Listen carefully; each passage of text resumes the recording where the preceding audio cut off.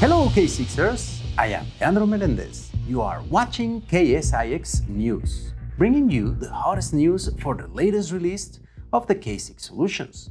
Today, we will be presenting the latest news on K6 OS's release for version 0.39. So, to not wait anymore, let's jump straight ahead into our breaking news segment. To start with the breaking news for version 0.39, first, we have improved the CSV output. K6 now supports a new time format option. Now, it is possible to use the Unix format, which is the default, and as well the RFC 3399. And on top of that, you can also configure this time format through the K6 CSV time format environment variable. We must thank these improvements to our amigo Robert Pocklington. You can find him at his GitHub handle @rpocklin. There are so many fantastic contributions from our awesome amigos all over the place. And speaking of fantastic contributions, many more of them made it on this release. Following up, we must thank to Max Rogoshnikov, I hope I said your name well, or at Maximal89 on GitHub. He added the clear and delete methods to the cookie jar object from the K6-HTTP module. Now we can do much more with those cookies. And in terms of contributions, that's not all. We have also Dark A Ether with the same GitHub handle with an @ at the beginning, coming up with another contribution. This one falls into the UX part of K6. It increases the precision of the iteration progress bar in the UI. Now you will be able to see and tell better how everything is progressing.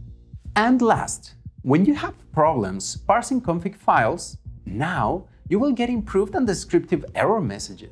Cause man, it was kinda tough to figure out problems without those messages. But with this update, you will have an easier time finding and fixing those little pesky issues. And speaking of having an easier time, I think I will have an easier time on this segment, as that is it with the breaking news for this release. The reason for that is that a big part of the K6 team is taking it easy as well, with some time off to enjoy the summer. For that, I decided not to bring anyone from the beach and sun to tell us about the news. But do not worry about this show falling short. It won't. There were several fixes that made it into this release, and we will be discussing them too. But before we go there, now that I mentioned the sun and summer and all that weathery stuff, I think it's a good moment to go on to our cloud weather segment with our friend Paul. Hey, amigo Paul, how is the weather looking on these relaxed summer days?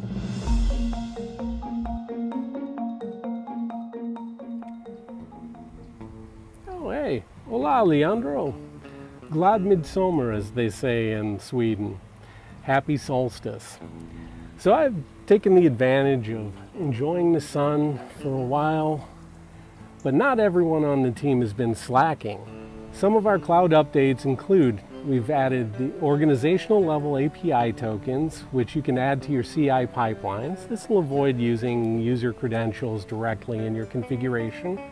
The test builder has been updated to allow for the creation of multiple scenarios within a single script. We've added the delete sensitive data option, which our customer support can enable for you, which will ensure that none of your sensitive data is actually stored with your test results on the K6 hardware. And Grafana Cloud customers can now use the Grafana single sign-on with their K6 Cloud account. Not too bad for a summer break. So that's all I really have for you, Leandro, so I'm going to get back to reading my book. Awesome, that's a fantastic report, amigo Paul. Thank you very much. And there you have it with the cloud report. But as I said, don't think that I forgot all the pending fixes that we have. Let's go over them, because we had several of them. To start, first, we have one that also came from contributions, lots of contributions, I'm super happy. On this one, we got that fix from @flowerc with the same GitHub handle. The fix covers a gRPC marshalling error when any .proto was used as a type. We want to thank you very much @flowerc for helping us with this fix. Next, the following fix covered the selection.map function for the K6-HTML module. Now it returns the correct object types instead of a forced array of strings. Moving on with the fixes. Before, we used to have some misleading red X's in the UI output when the scenario's executors finished before fully updating everything. Those weird X's have been fixed. So now K6 waits for them to finish. No more weird red X's here and there. Yay! On other fixes, we have a couple that fixed some wonky error messages. One of those messages is on a bug where the goError string contained missing URL values. And on the other set of fixes, there's one where we got a wrong message on remote resolution. Both of those have been fully fixed. They are now history. Almost done with the fixes, we have a few more. We solved a bug where rate metric and submetric values were shown as NaN, not a number, in the end of test summary, if there were no measured values for them during the test run. This has been fixed. And last, we have a couple of fixes around panics. One is when you try to set to null or undefined the value of a bu.tags element from K6-execution. And the other panic was when you try to access some K6-execution properties outside of a BU context, such as trying to access execution.scenario in the setup module. Wow, I told you, lots of fixes. But that is not all. We also did some improvements, like in the Go version and its dependencies, together with deprecating some warning messages. With all those news, the future looks bright and ambitious. Because, speaking of future, we have several plans. If you want to find out, please visit the release notes, where you will find some of our plans for the future of K6. For that, the link in the description below. And last, as a closing note, since, as I mentioned, many of our K6ers are out in this period, taking some vacations and off time, we will skip our community call and do the next one on release 0.40.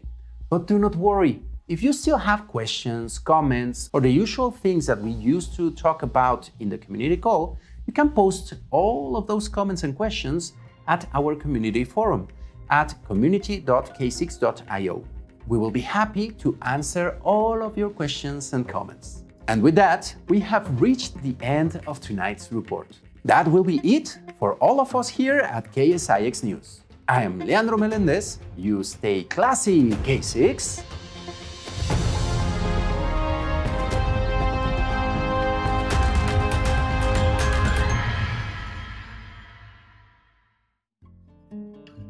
Sir, I do think that you are living more fur than the one that you are taking off from this. Are you sure you're qualified for this job? You're doing your best, I love you. So what did you think of the episode? Do you think it went well? You didn't like it, right? Stop judging me. Why do you always judge me?